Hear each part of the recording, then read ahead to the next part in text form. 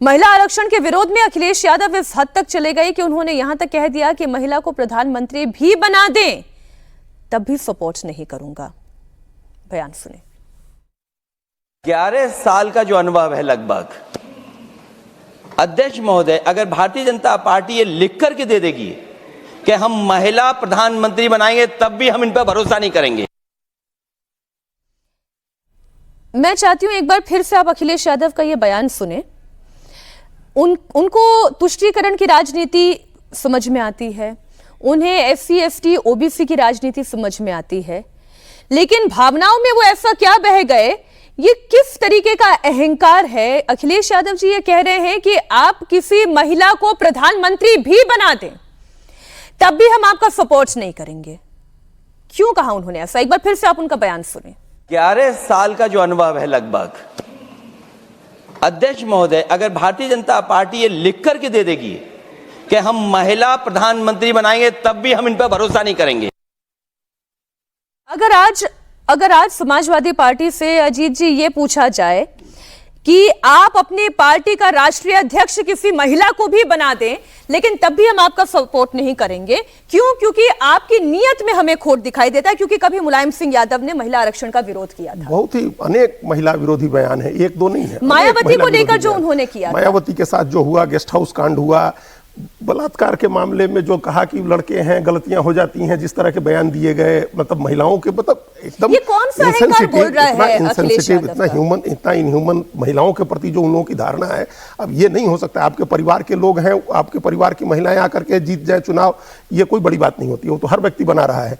लेकिन महिलाओं के प्रति समाजवादी पार्टी की जो धारणा रही है वो हमेशा उनको डाउनग्रेड करने की, उनको नीचा दिखाने की रही है, और उसको ये लोग इस आवरण में ढकते हैं कि हम ओबीसी महिलाओं के हित में लड़ रहे हैं। भाई, आप महिलाओं को देना तो शुरू करिए, अपने आप ओबीसी महिलाएं आने लगेंगी। मुस्लिम महिलाओं को लेकर मैं टोक रही हूँ, लेकिन मुस्लिम महिलाओं को लेकर जब उन्होंने कहा था तब अमित शाह ने जवाब यही दिया था कि आप देते हैं हम सारी मुस्लिम महिलाओं को, किसने रोका है? आप लगातार मुस्लिम टिकट कम करते जा रहे हैं, मतलब आप पहले जितनी टिकट देते थे उसे कम कर रहे हैं आप, क्योंकि आपको लग रहा है कि इससे पोलराइजेशन हो जाएगा। आप तो ऐसे ही तैसे हैं कि अपने चुनाव जीतने के लिए उनका रिप्रेजेंटेशन घटाते जा रहे हैं, और उसके बाद यहाँ कभी मुस्लिम महिला की बात, कभी ओबीसी महिला की बात, और उसके आवरण में आप महिला विरोधी विचारों को ढकते हैं। आप देना शुरू करिए। आप महिलाओं को 33%, हम एक बड़ी जिम्मेदारी के साथ मीनाक्षी जी कह रहे हैं, जब बिहार में 50% आरक्षण दिया नीतीश कुमार ने महिलाओं को, तो महिलाएं जीत के आई तो चारों तरफ अखबारों में खबर छपती थी कि मुखिया पति सरपंच पति, तो महिला मुखिया हो गई लेकिन उसका पति रिप्रेजेंट करता था। अब नहीं आती है, अब नहीं आती है। ये 20 साल में स्थिति ऐसी हो गई कि महिलाएं इंपावर्ड हो गई, वो खुद लीड कर रही हैं। अब कहीं मुखिया पति और सरपंच पति नहीं होते हैं, महिलाएं जाकर के खड़ी होती हैं, पंचायतों में बैठती हैं, बीडीओ सीओ के पास जाती हैं, और उनकी देखा देखी दूसरी महिलाओं में ये भावना जगी कि हम चलते हैं, हम चुनाव लड़ते हैं।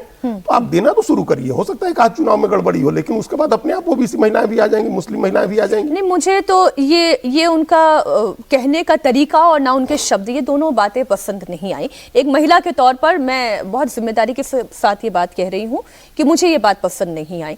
लेकिन क्या अखिलेश यादव ये समझ रहे हैं कि गांव में बैठी हुई महिला, इनके पार्टी की भी हो सकता है कोई महिला कार्यकर्ता ये सोच रही हो कि ऐसे तो आपकी पार्टी का अगर कोई राष्ट्रीय अध्यक्ष भी महिला बन जाए, ऐसी दूर दूर तक कोई संभावना नहीं है। देखिए मीनाक्षी जी, खाली यही नहीं है, वे कभी उस समय उनको दिखाना है कि राहुल और हम लोग एक होकर के लड़ रहे हैं।